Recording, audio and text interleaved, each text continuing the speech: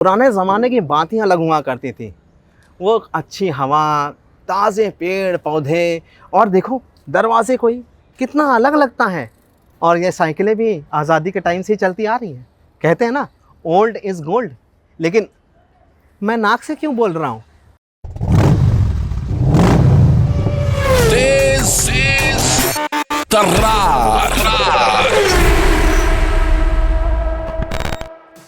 देख रहे हैं आप फीवर ऑटो में एक तेज तर्रार। मैं हूं आपका दोस्त भवानी और आज हम बात करेंगे शो में क्या। आज हम बात करेंगे 1947 से लेकर 2022 तक हमारी ऑटोमोटिव इंडस्ट्री ने कैसे बदलाव लिए, कौन कौन सी गाड़ियों ने हमारे इंडिया के फ्रीडम को शेप करा। और इसके अलावा बहुत सारी चीजें हैं, जैसे कि आपके ट्रेंडिंग सवाल, ऑटो अपडेट्स, मिथ बस्टर्स, सब बताऊंगा मैं यहाँ पे। तो सुनते रहिए मेरे साथ और देखते रहिए तेज तर्रार। अरे ऑटो अपडेट्स तो ले लो यार। Top updates from the auto world. All new 2022 Maruti Alto की लॉन्चिंग का काउंटडाउन खत्म हो चुका है। ये हैचबैक 2 दिन पहले यानी 18 अगस्त को लॉन्च हो चुकी है। कंपनी ने इसकी बुकिंग पहले ही शुरू कर दी है। ऑल्टो को 11 वेरिएंट में लॉन्च किया गया है।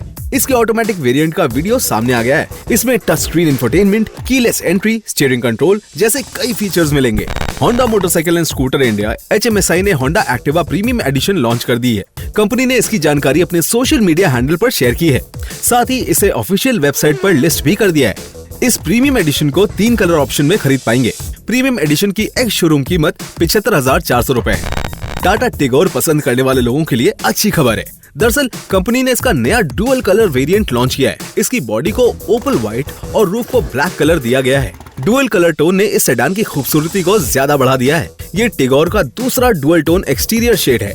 ब्लैक रूफ के ऑप्शन वाली टिगोर अपने सेगमेंट में पहली सेडान भी है। तो लास्ट वीक हमने अपना इंडिपेंडेंस सेलिब्रेट किया। उसके बाद मुझे अंदर से इतना नॉस्टैल्जिया फील हो रहा है कि हमने इतना लंबा सफर तय किया 1948 से लेकर 2022 तक। कैसे किया और क्या क्या गाड़ियां थी, क्या था ऑटोमोटिव सीन तब और क्या रहा अब। आइए मेरे साथ इस जर्नी में मैं आपको ऑडियो विजुअल की तरह दिखाता हूँ क्या मस्त माहौल रहा करता था। सबसे पहले गाड़ी चली थी 1897 में, 125 साल पहले।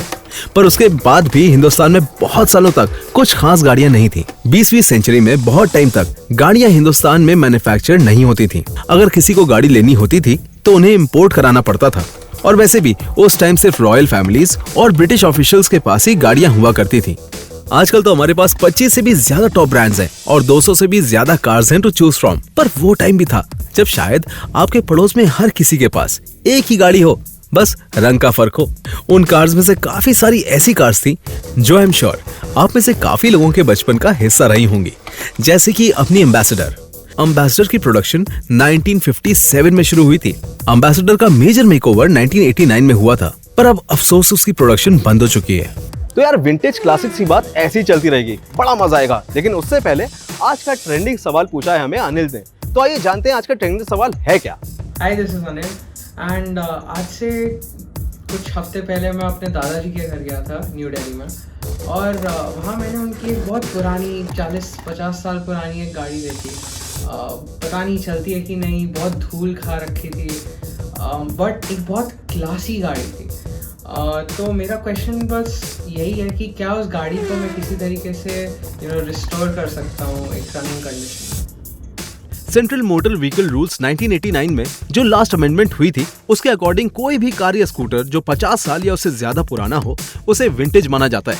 पर इसमें यह क्लॉज है कि उस व्हीकल की ओरिजिनलिटी मेंटेन्ड होनी चाहिए। एज पर द रूल्स एंड रेगुलेशंस आप डे टू डे ड्राइव के लिए तो नहीं यूज कर पाओगे अपने दादाजी की कार, पर आप उस कार का रजिस्ट्रेशन करा सकते हैं एज पर फॉर्म 20, जिसमें आपको उसी के साथ शो करनी होगी कार की इंश्योरेंस पॉलिसी, देनी होगी रजिस्ट्रेशन की फीस, एंट्री का बिल शो करना होगा इन केस अगर कार इंपोर्टेड हो तो, या एक पुरानी आरसी अगर आपका व्हीकल ऑलरेडी इंडिया में रजिस्टर हो चुका है। फिर जो स्टेट रजिस्ट्रेशन अथॉरिटी होगी आपको 60 डेज के अंदर रजिस्ट्रेशन का सर्टिफिकेट इशू कर देगी और आप अपने दादाजी की गाड़ी एग्जीबिशन पर्पस के लिए यूज कर पाएंगे।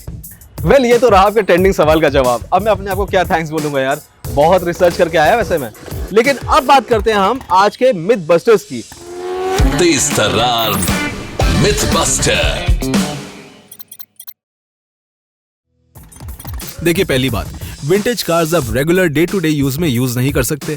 दूसरी बात, जहां बात आती है उनके एक्सपेंसिव होने की, तो वो एक्सपेंसिव नहीं। अगर उनको देखा जाए, आपको ऐसी विंटेज कार्स कहीं भी मिल सकती हैं, किसी की अबैंडन्ड कार्स या कहीं पे पुरानी गाड़ियां पड़ी हों। बस you need to have an eye for that car. हाँ, पैसे जरूर लगते हैं उनको वापस रिस्टोरेशन कराने में, उनको डिटेल कराने में और उनको अपनी प्राइम तक लाने में। उसके बाद दोस्तों, वो गाड़ियां जितने पैसे में भी बन के उतनी अच्छी हुई हैं, उसके बाद उनकी कोई वैल्यू नहीं रहती, वो प्राइसलेस हो जाती हैं। But when it comes to vintage treasure या आपके पास कोई एसेट, तो उससे अच्छा एसेट आज की तारीख में रखना और होना एक शान की बात माना जाता है। तो इस मिथ को बर्स्ट करते करते हम बहुत आगे आ गए 2022 पे। तो चलो टेप रिकॉर्डर को थोड़ा सा रिवाइंड करते और वापस ले चलते हैं आपको फ्लैशबैक पे क्लासिक कार्स के। तो भाई क्वांटसा देखने में सारी गाड़ियों से अलग होती थी। एक तो इतना लंबा बोनेट, इतनी लंबी गाड़ी और उसका सस्पेंशन क्या कहने। ऐसा लगता था कि कोई भी हुबड़ खाबड़ रोड हो, वो गाड़ी ग्लाइड करके चली जाती थी। भाई सबकी बातें तो कर ली, पर हम उसे कैसे भूल सकते हैं जिसमें हमने अपने कितने संडे बिताए फैमिली के साथ पिकनिक जाते हुए। याद आया कुछ? मैं बात कर रहा हूँ मारुति 800 की, जो इंडियन मार्केट में आई थी 1984 में। फिएट और एम्बेसडर के कंपैरिजन में बहुत छोटी थी, बट टेक्नोलॉजी के मामले में काफी आगे। तो भाइयों, वक्त आ गया है आज की ऑटो डिक्शनरी में एक नया वर्ड ऐड करने का। लेकिन उसको सुन के ना डरना नहीं, सिर्फ वर्ड सुनने में ऐसा है। तो आज का वर्ड क्या है, आइए जानते हैं। तेज तर्रार ऑटो डिक्शनरी। देखिए, सुइसाइड क्लच या सुइसाइड शिफ्टर या जॉकी शिफ्टर शब्द मोटरसाइकिल के पैर से चलने वाले क्लच और गियर बदलने के लिए हैंडल शिफ्टर को संबोधित करता है। तो गाइस, आज की हमारी क्लासिकल ऑटोमोटिव जर्नी यहीं खत्म होती है। आशा करते हैं आपको आज का एपिसोड अच्छा लगा होगा और इसी तरह से आप फीवर ऑटो चैनल पे जाके हमारे शो को देख सकते हैं, लाइक, शेयर एंड सब्सक्राइब कर सकते हैं। साथ ही साथ आप हमें लाइव हिंदुस्तान यूट्यूब पेज पर भी पा सकते हैं। तो यार, शो का टाइम यही खत्म होता है। आशा करता हूँ आपको ये शो अच्छा लगा होगा। This is me Bhavani signing off. अगले हफ्ते फिर मिलूंगा आपसे कुछ ऐसी ही नई चीजें लेकर इसी शो में तेज तर्रार में। और वैसे भी टाइम खत्म हो रहा है, ऑफिस ट्रैफिक को बीट करना, तो जल्दी निकलता हूँ। Bye bye. तेज तर्रार।